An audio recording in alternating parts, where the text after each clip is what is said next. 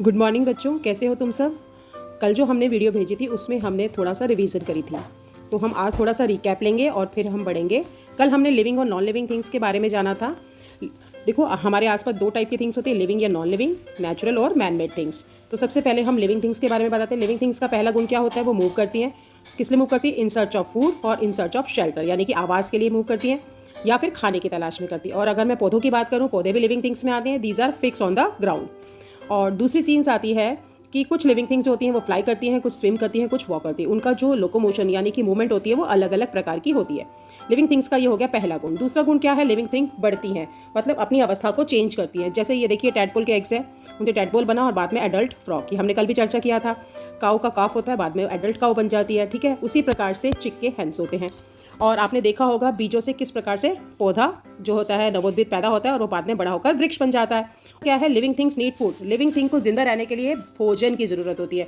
और यहाँ मैं सबसे बड़ी चर्चा करती हूँ कि पौधे जो होते हैं they make their own food. पौधे अपना खाना खुद बनाते हैं और उनको खाना खुद बनाने के लिए सिर्फ 3 चीज़ें चाहिए। पहली चीज़ चाहिए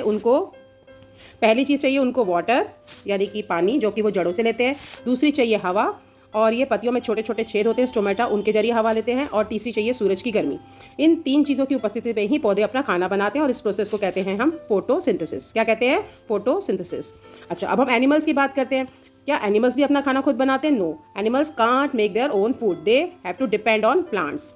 ठीक है, तो कुछ ऐसे एनिमल्स भी होते हैं जो दूसरे एनिमल्स को खाते हैं। जैसे मैं अगर टाइगर की बात करूं तो ये किसको खाएगा? ये हिरन को खाएगा। और डियर किसको खाएगा? प्लांट्स को खाएगा। यानी कोई भी एनिमल हो, चाहे वो हर्बीवोरस हो, उसको भी प्लांट चाहिए। और अगर वो कार्निवोरस हो, फ्लैश ईटर हो, तब भी उसको हर्बीवोर चाहिए है। तो उसको भी जो घास खाने वाला जानवर है वो चाहिए। और वो किस पर डिपेंड रहेगा? वो प्लांट्स पर रहेगा। तो एनिमल्स हैं, जितने भी ह्यूमंस हैं, ये सभी किस पर डिपेंड करते हैं? They depend upon plants. तो अब हम आते हैं उसके चौथे कैरेक्टरिस्टिक्स फीचर पे। लिविंग थिंग्स जो होती हैं वो फील करती हैं मतलब उनको भी संवेदना होती है, सुख और दुख का एहसास होता है। जब आपको कोई मनपसंद चीज़ मिल जाती है तो आप कैसे खुश हो जाते हो? एनिमल्स को भी गुस्सा आ जाता है जब उन्हें कोई छेड़ता है बिना मतलब के। और जब आप अपने प्यारे पेट को पैट करते हैं, टैप करते हैं, तो वो कितना खुश होता है, वो अपनी टेल को वेग करने लग जाता है, हिलाने लग जाता है। तो लिविंग थिंग्स की पहचान होती है कि वो फील भी करती हैं।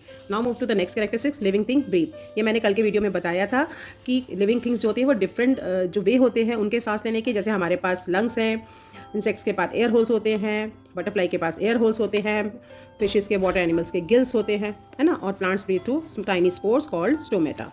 ठीक है, और अगला गुण आता है लिविंग थिंग्स रिप्रोड्यूस, यानी कि वो अपने जैसी संतान को पैदा करती है। यहाँ देखिए, कैट के क्या हो जाएंगे? किटन्स हो जाएंगे। हमारी शक्ल भी अपनी मम्मी पापा से मिलती है ना। ये देखिए, लाइन के क्या होते हैं? कब्स होते हैं। ये देखिए, नन्हा पौधा बीज से पैदा होता है और उसमें क्या निकलती है? सैपलिंग निकलता है। सैपलिंग बड़ा होकर प्लांट बन जाता है।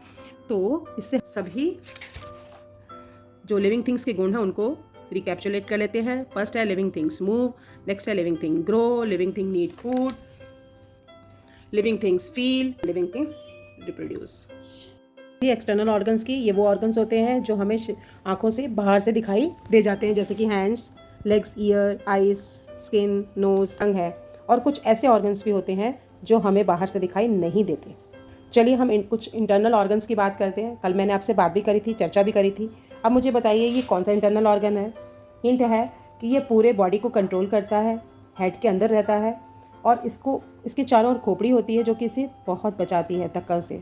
बहुत ही सॉफ्ट होता है ये, संदेश सुनता है, जवाब देता है, कमांड करता है और कंप्यूटर से भी तेज चलता है। बताइए क्या है? ये है हमारा ब्रेन। सोचना, समझना, सुनना, याददाश्त सभी इसी के काम है। चलिए अब अगले इंटरनल ऑर्गन को पहचानिए। ये कौन सा इंटरनल ऑर्गन है? ये है हमारा बंद मुट्ठी के बराबर चेस्ट में रहने वाला हार्ट। ये कौन से कलर का है? ये रेडिश ब्राउन कलर का है। What is the function of heart? यह ब्लड को पंप करता है। और यहाँ आपको 2 रंग की रास्ते दिख रहे होंगे, एक रंग लाल है, एक रंग नीला है। नीला रंग में जो होता है इम्प्योर ब्लड होता है, इस वजह से इसका रंग हल्का सा नीला होता है। और रेड वाली जो होती है इसमें प्योर ब्लड होता है, साफ खून होता है, तो इसलिए इसका रंग गहरा लाल होता है। और हार्ट 1 मिनट में कितनी बार धड़कता है? 72 टाइम्स। अब हम अगले इंटरनल ऑर्गन की चर्चा करते हैं। ये आपको गुब्बारे जैसे दिख रहा होगा, स्पंज जैसा होगा, और ये पिंक कलर का होता है, छोटे छोटे होल्स होते हैं इसमें, और इसकी वजह से ही हम सांस ले पाते हैं। बताइए ये क्या है? बिल्कुल सही पहचाना, ये है लंग्स। जब हम इनहेल करते हैं यानी कि सांस लेते हैं, ये छाती हमारी फूल जाती है। क्यों? क्योंकि लंग्स में हवा भर जाती है, हवा भरने से वो स्थान घेरते हैं। और जब हम एक्सहेल करते हैं, सांस को बाहर छोड़ते हैं, तो ये पिचक जाते हैं, इसलिए ये छोटे हो जाते हैं। चलिए अब अगले इंटरनल ऑर्गन को पहचानिए। ये क्या है जो राजमा की तरह कुछ दिख रही है, रेडिश ब्राउन कलर की हैं और ये लोअर पार्ट में होती हैं, पेट के नीचे, रीढ़ की हड्डी के दोनों ओर। और ये क्या काम करते हैं? बिल्कुल वैसे ही जैसे कि चाय की छाननी करती है, ब्लड को छानने का काम, ब्लड को शुद्ध रखने का काम। और लेफ्ट वाली जो किडनी होती है वो राइट किडनी से हल्की सी थोड़ी सी ऊपर होती है।